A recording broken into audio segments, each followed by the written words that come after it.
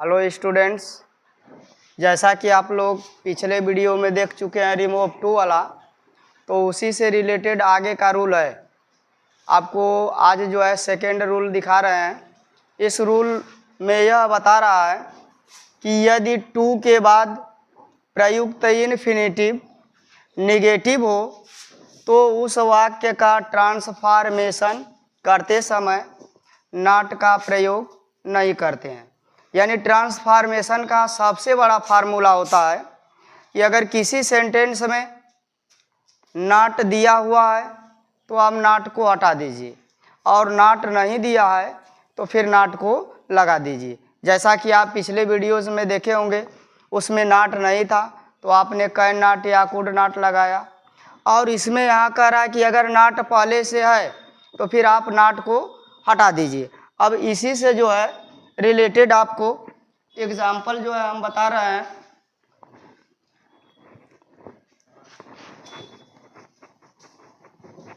Example में देखिए,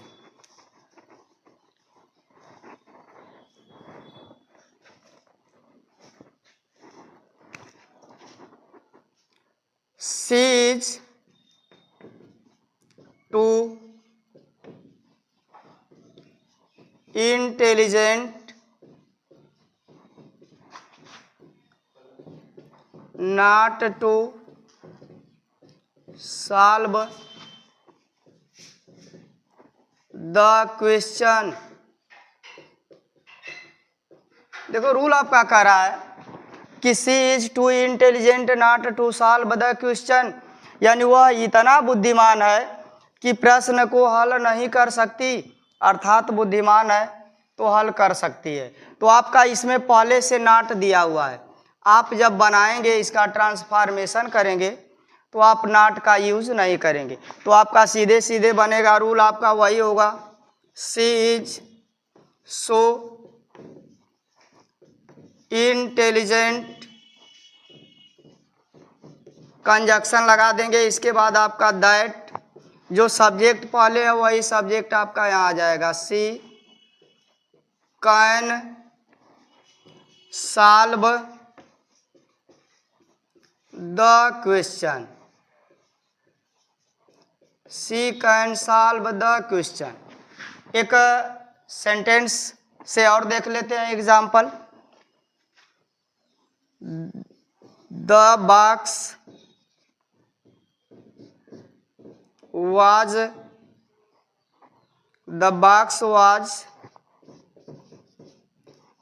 too light not to lift. अब रूल कह रहा है कि संदूक इतना हल्का है कि उठाया नहीं जा सकता, यानी हल्का है तो आप उठा सकते हैं। तो आपका नॉट दिया हुआ है, आप नॉट को हटा दीजिए।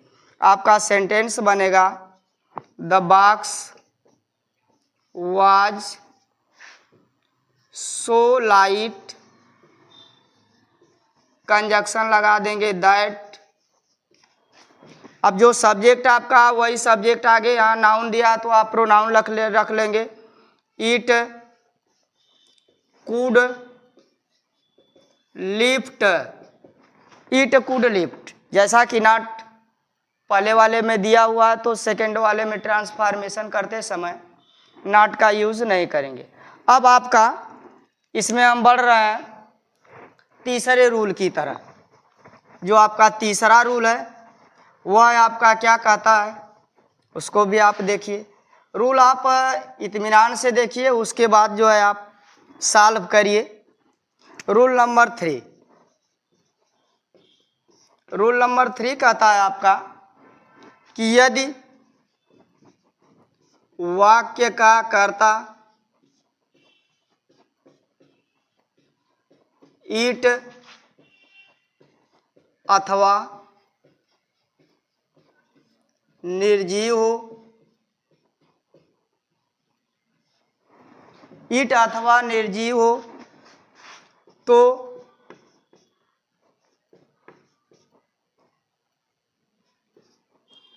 उस वाक्य में प्रयुक्त वाक्यांश फॉर मी को आई फॉर अस को वी फॉर देम को दे में बदल देते हैं।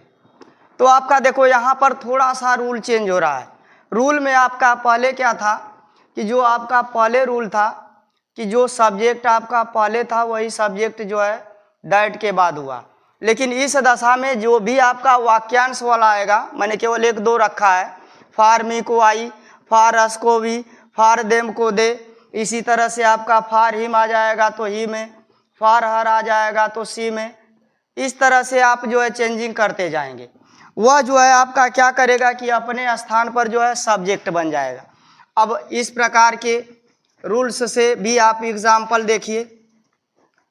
देखो आपका एग्जाम्पल क्या कहता है, थोड़ा सा डिफरेंट होगा पहले वाले रूल से। देखो, this tree is too high for me to climb. Rule करा कि this tree is too high for me to climb. अब जो आपका सेंटेंस दिया हुआ है पहले वाले से केवल आपका बढ़ा हुआ है क्या, फॉर मी। तो जैसा आपका यहाँ पर वाक्यांश वाला फ्रेज वाला आएगा वह अपने जगह पर आप सब्जेक्ट में बदल दीजिए, यानी सब्जेक्टिव केस में बदल जाएगा। तो आपका सेंटेंस बन जाएगा this tree is so high, conjunction आप लगा देंगे दैट, फार्मूला पीछे वाला, आपका फॉर मी वाला बदल जाएगा आई में, और जो आपका यह कैन नॉट कुड नॉट में बदल रहा था उसी तरह से आपका होगा। तो आपका हो जाएगा can not climb, can not climb. एक और एग्जांपल देख ले रहे हैं। देखो, the passage was too difficult for him to understand. यानी पैसेज जो है उसके लिए इतना कठिन है, डिफिकल्ट है कि समझा नहीं जा सकता। अब आपका यह भी जो है वाक्यांश वाला फॉर हिम वाला बढ़ गया है पहले से, तो आपका रूल्स वही होगा, द पैसेज वाज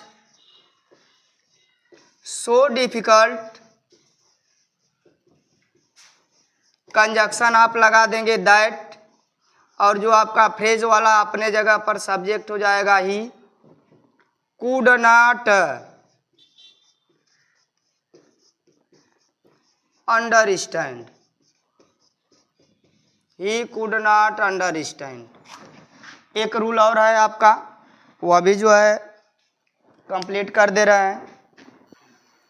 देखिए आपका रूल नंबर 4 है, बाकी आपको रूल्स जो है समझा दिए हैं। बहुत आसान होता है रिमूव टू, अगर आप केवल मन लगा करके एकाग्रचित होकर के देखेंगे और इस पर जो भी एक्सरसाइज है आप जो है सॉल्व करिए, और बाकी अगर आपको समस्या हो रही है तो फिर इस पर जो है एक्सरसाइज वगैरह भी जो है डाल दिया जाएगा, आप देखते रहिएगा, सॉल्व करते रहिएगा।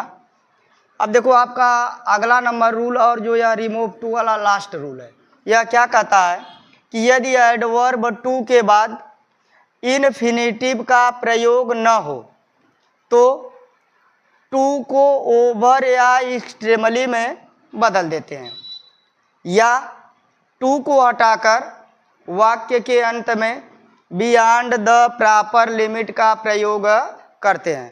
तो इस टाइप से आपके एग्जाम्पल्स जो है दिखा रहे हैं आपको, जो आपका रूल्स है उसके अनुसार आपका यहाँ पर एग्जाम्पल होगा। देखो, एग्जाम्पल्स में आपका होगा the weather is too hot. अब देखो इसमें आपका एडवर्ब टू तो दिया हुआ है, लेकिन आपका इसमें इन्फिनेटिव नहीं है। तो इस कंडीशन में आप क्या करेंगे कि इस टू के जगह पर आप ओवर लिख दीजिए या आप एक्सट्रीमली लिख दीजिए। इस तरह से भी आप सॉल्व कर सकते हैं। और एक तरीका आपको बताए थे वह भी बता रहे हैं, the weather is over hot, या आपका इसी के जगह आपका एक्सट्रीमली भी बनेगा,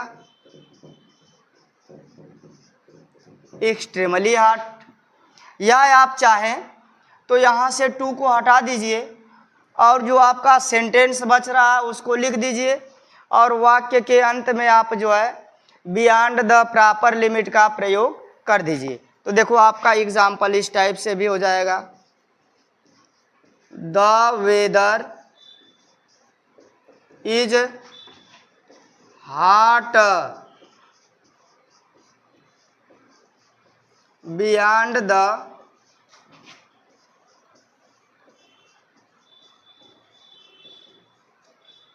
proper limit. Beyond the proper limit का मतलब होता है एक निम्न सीमा से बहुत अधिक, यानी बियॉन्ड द प्रॉपर लिमिट, यानी जो न्यूनतम सीमा है उसके अनुसार यह आपका जो है अधिक हो जाता है। तो इस प्रकार से आपके जो सेंटेंस में मैंने रूल्स चलाए, आपको 4 रूल्स आपको बताए रिमूव टू वाला, और कल जो है आपको इसी का जो रीराइट टू वाला रूल्स आता है वह आपको समझा देंगे, बता देंगे। और आज के लिए इतना ही। थैंक यू, धन्यवाद।